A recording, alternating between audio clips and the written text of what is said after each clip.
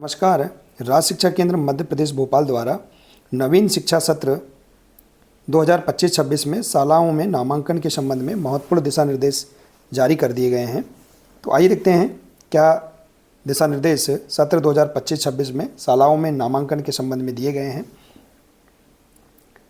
देखिए, इसमें दिया गया है, प्रारंभिक एवं माध्यमिक शिक्षा के लोक व्यापीकरण का मुख्य उद्देश्य कक्षा 6 से 18 आयु वर्ग के बच्चों का कक्षा 1 से 12 तक 100% प्रवेश एवं उनकी गुणवत्ता युक्त शिक्षा सुनिश्चित करना है। वर्ष 2025-26 का अकादमिक सत्र 1 अप्रैल 2025 से प्रारंभ किया जा रहा है। इसका उद्देश्य यह है कि सत्र 2024-25 में कक्षा 1 से 7 में अध्ययनरत समस्त छात्र छात्राओं का कक्षा 2 से 8 में एवं 8 से 11 तक अध्ययनरत समस्त छात्र छात्राओं को 9 से 12 में 100% नामांकन की कार्रवाई 25 मार्च 2025 तक पूर्ण कर ली जाए। कक्षा 2 से 12 तक नामांकित समस्त छात्र छात्राओं की समग्र शिक्षा पोर्टल पर अद्यतन करने की कार्रवाई 31 मार्च तक पूर्ण की जाए।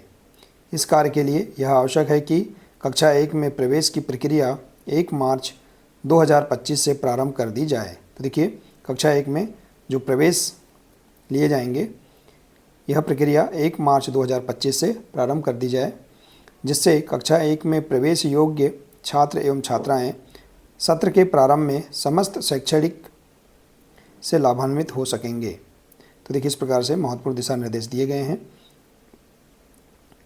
इसमें दिया है नवीन शिक्षा सत्र का प्रचार प्रसार। तो देखिए, जिला, ब्लॉक एवं स्थानीय स्तर पर व्यापक प्रचार प्रसार किया जाए, जिससे जन समुदाय, पालकों एवं विद्यार्थियों को नवीन शिक्षा सत्र 1 अप्रैल 2025 से प्रारंभ होने की जानकारी हो तथा विद्यार्थियों की 100% उपस्थिति हो।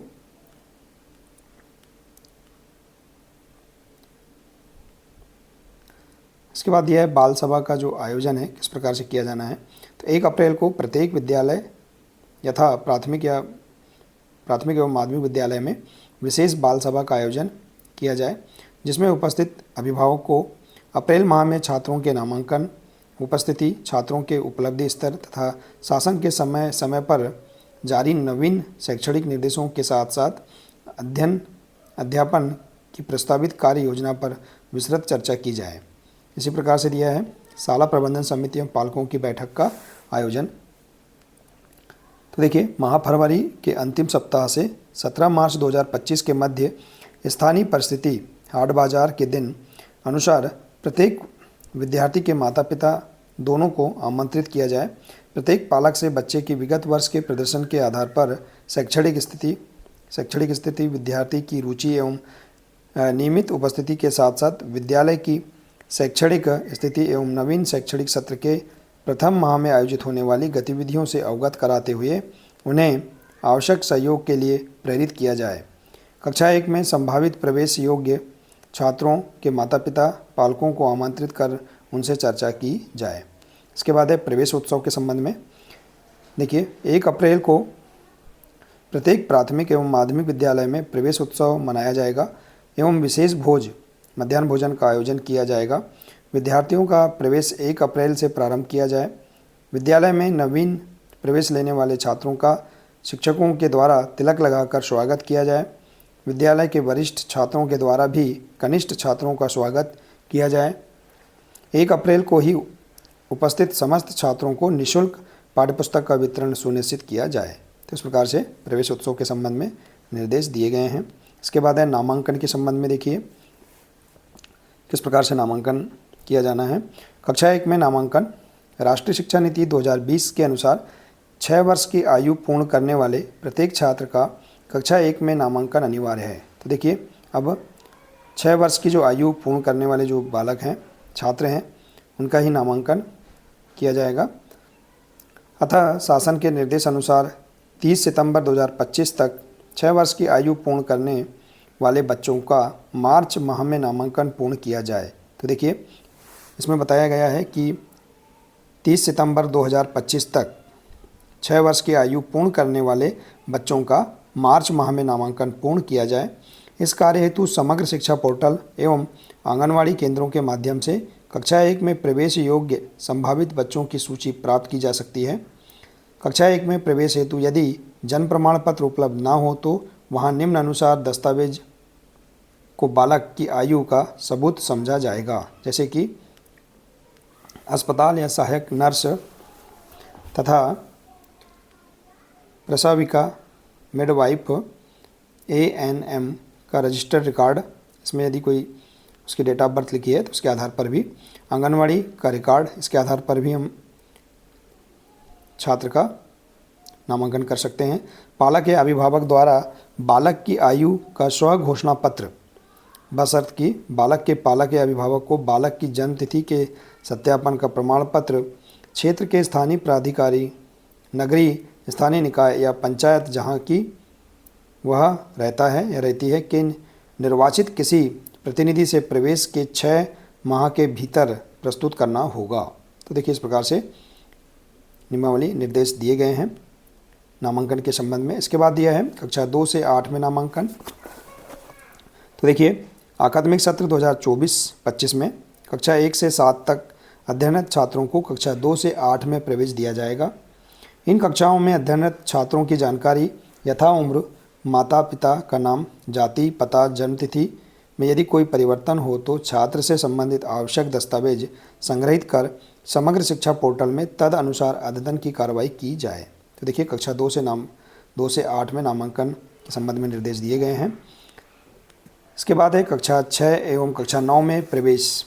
तो देखिए दिया है कक्षा 5वीं से 6वीं एवं कक्षा 8वीं से 9वीं में ट्रांजिशन लॉस को रोकने के लिए मध्य प्रदेश शासन के पत्र क्रमांक भोपाल 6/12/2024 का अनुपालन किया जाएगा।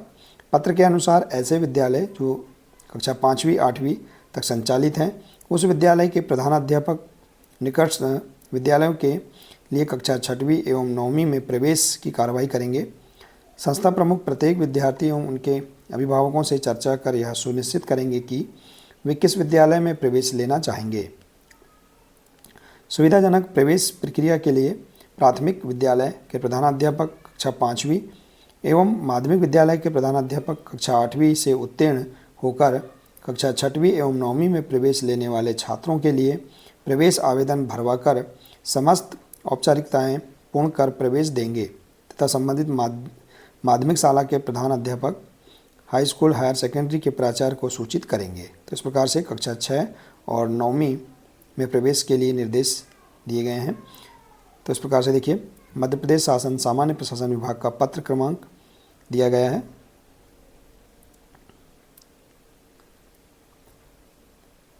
अब दिया है देखिए इसमें छात्रावासों हैं उसमें प्रवेश की प्रक्रिया क्या रहेगी।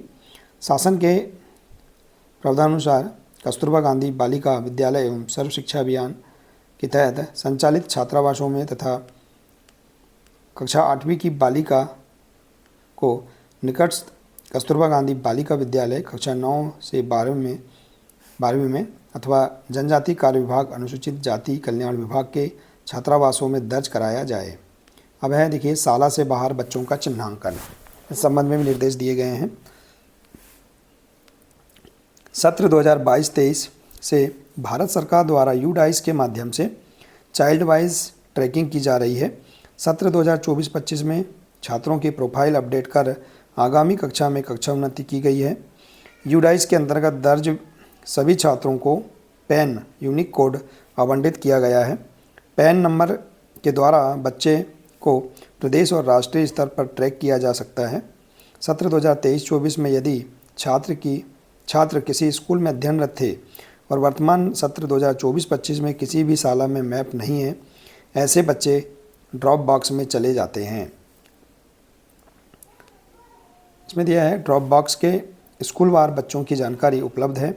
अतः देखिए ड्रॉप बॉक्स में स्कूलवार बच्चों की जानकारी उपलब्ध है। अतः जिले स्तर से ड्रॉप बॉक्स में उपलब्ध बच्चों की संख्या के आधार पर उनका सत्यापन करने हेतु शिक्षकों को जवाबदेही सौंपी जाए।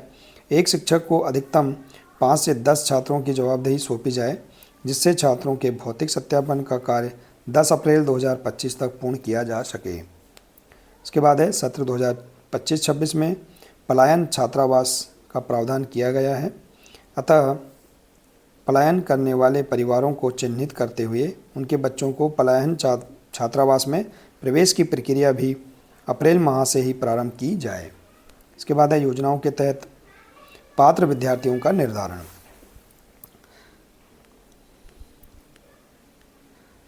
तो इस प्रकार से देखिए दिया है, कृपया उपरोक्त अनुसार गतिविधियां समय सीमा में पूर्ण करना सुनिश्चित करें। तो इस प्रकार से राज्य शिक्षा केंद्र भोपाल द्वारा यह महत्वपूर्ण दिशा निर्देश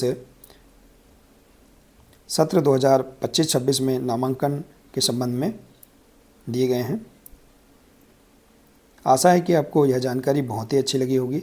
देखिए, यदि जानकारी अच्छी लगी हो तो प्लीज़ इसे अधिक से अधिक शेयर करें, वीडियो को लाइक करें और इसी प्रकार से इसके आगे के अन्य और भी महत्वपूर्ण जानकारियाँ प्राप्त करने के लिए आप हमारे इस चैनल से जुड़े रहिए। मिलते हैं इसी प्रकार से इसके आगे के अगले नए वीडियो के साथ। नमस्कार।